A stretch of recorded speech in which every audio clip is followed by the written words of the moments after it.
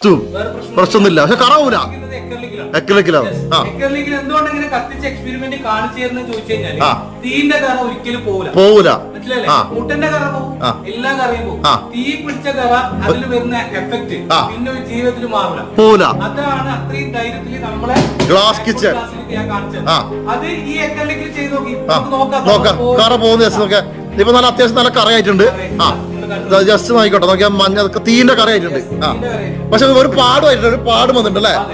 അതിന്റെ പുറം ചട്ട ഇളകി പോലുണ്ട്. ഇളകിയിട്ടുണ്ട്. ഏകദേശം ഇളകിയിട്ടുണ്ട്. പോകുന്നില്ല. അതാടെ ഉണ്ടാവും അല്ലെ? പെർമനന്റ് ആയിട്ട് കറ അവിടെ ഉണ്ടാവും. തീ പിടിച്ച നോക്കിയാൽ പോകുന്നില്ല. ഫെയ്ഡ് ആവും.